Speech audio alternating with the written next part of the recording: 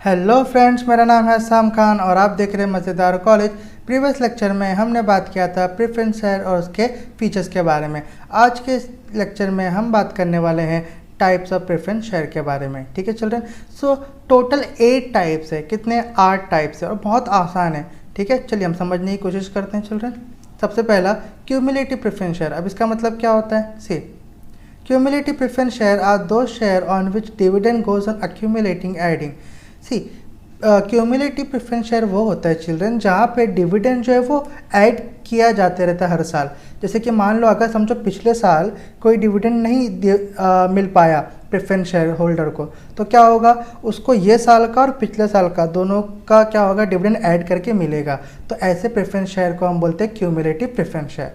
ठीक है, in other words, when a company fails to pay dividend to them in a particular year, then unpaid amount is carried forward and paid in the next year. जैसे कि मैंने आपको बताया, अगर company नहीं पे कर पाती है पिछले साल का कोई टाइम का डिविडेंड, तो कंपनी क्या करेगी, पिछले साल का डिविडेंड और ये साल का डिविडेंड मिला के साथ में पे करेगी। तो ऐसे को बोलते हैं हम क्यूमुलेटिव प्रेफरेंस शेयर। ठीक है, अब इसका ही उल्टा एक होता है।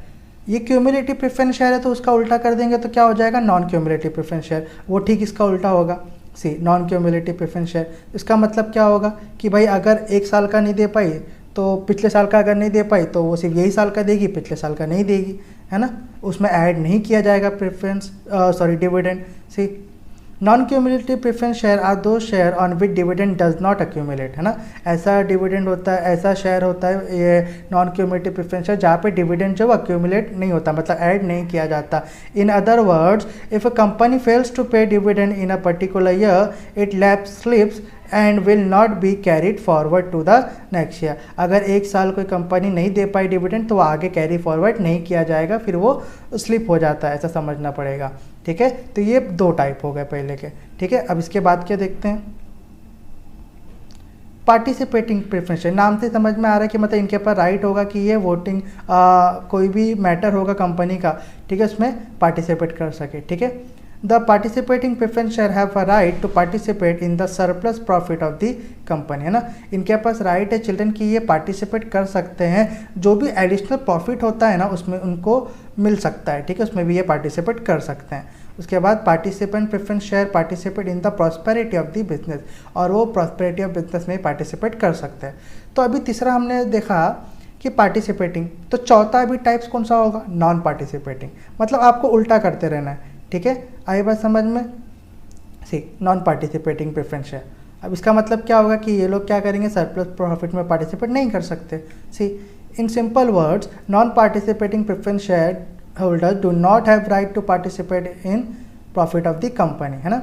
उनके पास कोई भी राइट नहीं है कि वो जो भी प्रॉफिट होगा उसमें पार्टिसिपेट कर पाए। ठीक है, they are only entitled to the fixed dividend and do not share surplus profit of the company or surplus assets at the time of winding up।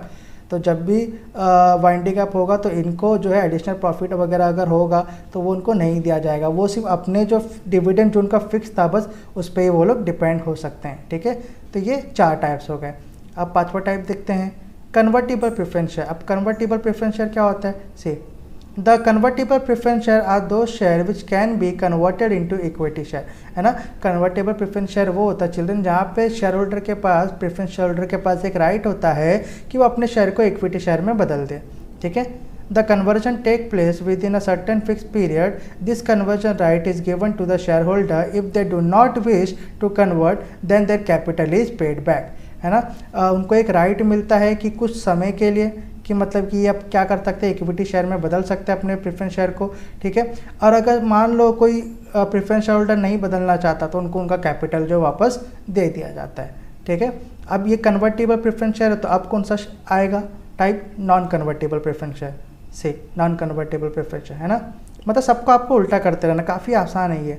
Okay, while non-convertible preference share cannot be converted into equity share, that means this share remain as a preference share forever, है ना। इनके पास non convertible preference share holder के पास कोई भी right नहीं होता कि वो अपने शेयर को इक्विटी शेयर में बदल दे, वो हमेशा प्रेफरेंस शेयर ही रहता है। In this respect convertible preference share are more preferable specially of highly profitable company, है ना।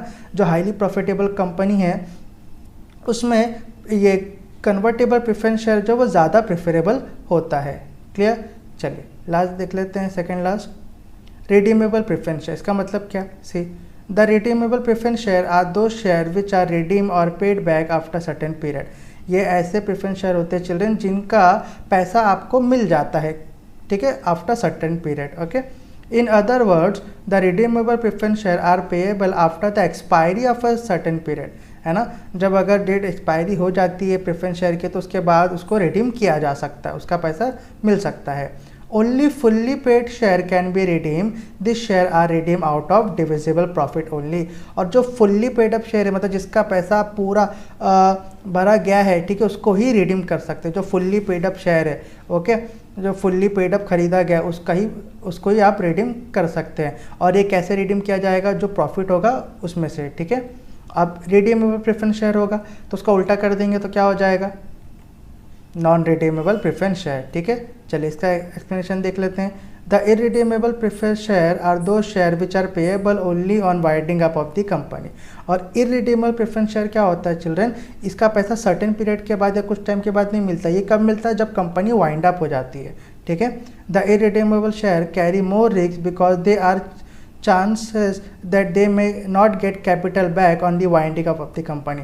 और जो ये irredeemable या नॉन रिडेबल प्रेफरेंस शेयर ये थोड़े रिस्की है। क्यों? बिकॉज चांसेस है कि पैसा जो है winding up of the company में ना मिल पाए। Therefore as per the section 55 sub section 1 of company act 2013 a company can not issue redeemable preference share.